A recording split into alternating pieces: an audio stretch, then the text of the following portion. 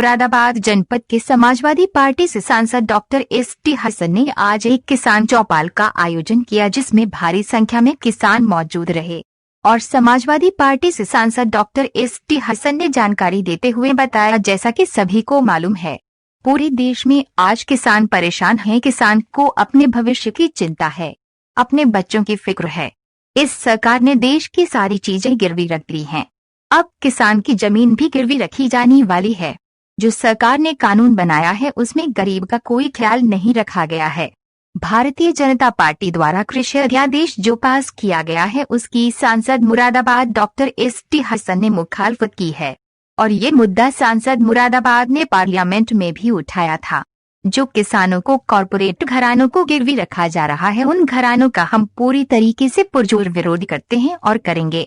इनका कोई भी प्रोडक्ट यहाँ पर किसी भी दुकान पर नहीं बिकेगा और न ही उनका कोई भी सामान खरीदेगा। अब उन लोगों को बात आ जाना चाहिए, पैसा ही कमाना जिंदगी का मकसद नहीं है।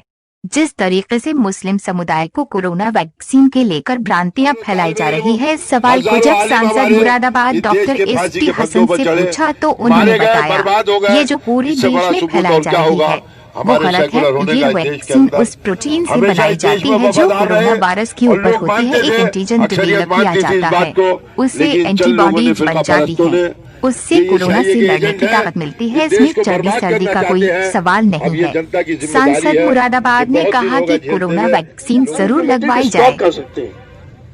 कितना ही स्टॉक कर लें, चावल का कर लें, धान का कर लें, गेहूं का कर लें, दालों का कर लें। अब क्या होगा, जब फसल आएगी तो ये स्टॉक करके रख लेंगे, आलू का स्टॉक करके रख लेंगे और उसके बाद मार्केट में नहीं निकालेंगे, रेट बढ़ाएंगे अपने आप।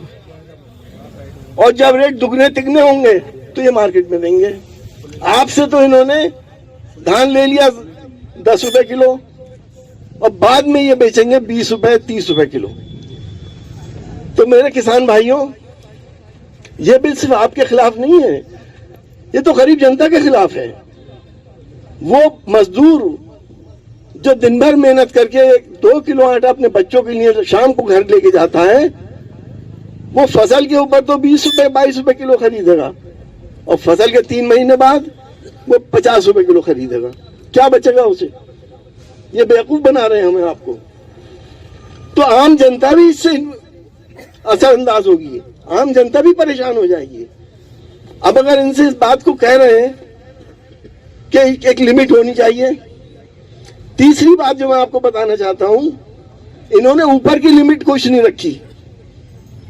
भाई अगर एक लिमिट ये होनी चाहिए थी कि अगर 20 रुपए किलो गेहूं है तो 25 से ज्यादा नहीं बिकेगा, नहीं बिकेगा, ऐसी कोई लिमिट नहीं रखी। और जब देश के अंदर खाद्यान्न की कमी होगी उसके बाद रेट अपने हिसाब से बढ़ाएंगे। रेट अपने हिसाब से बढ़ा दिए इन्होंने, चलिए। फिर उसके बाद इनको इस बात की भी इजाजत है कि कितना ही इंपोर्ट कर लें, कितने एक्सपोर्ट कर दें। ये ऑस्ट्रेलिया से सस्ता गेहूं मंगा लेंगे और आपको महंगा बेचेंगे, जनता को महंगा बेचेंगे। हमारी सरकार इनसे 15% टैक्स लेगी। अब मसला क्या है, ये क्यों किया इन्होंने? भाई आपके दिमाग में ये बात होगी कि आखिर ये किया क्यों? पागल हो गए, क्या हो गया? देखिए, जैसे आप सभी लोगों को, पूरे हिंदुस्तान को मालूम है कि पूरे देश का किसान आज परेशान है। किसान को अपने मुस्तकबिल की फिक्र है, अपने भविष्य की फिक्र है, अपने बच्चों की फिक्र है कि आखिर इनका क्या होगा। इस सरकार ने तमाम और चीज़ें तो देश की गिरवी रख दी, अब किसान की ज़मीनें भी गिरवी रखी जाने वाली हैं। जो कानून बने हैं उसमें गरीब इंसान की कोई ख्याल नहीं रखा गया।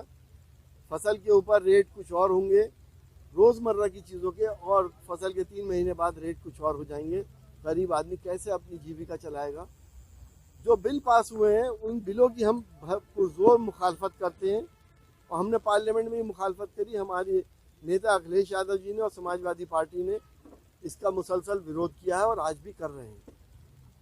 जो यहाँ पे हम लोगों ने फैसले लिए हैं कि अगर ये बिल वापस नहीं हुए तो जो कारपोरेट घरानों को, किसानों को गिरवी रखा जा रहा है, उन कारपोरेट घरानों के प्रोडक्ट्स का हम बाइकाट करेंगे।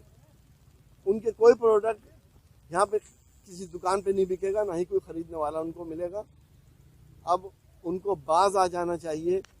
सिर्फ पैसा ही कमाना ज़िंदगी का मकसद नहीं होता है।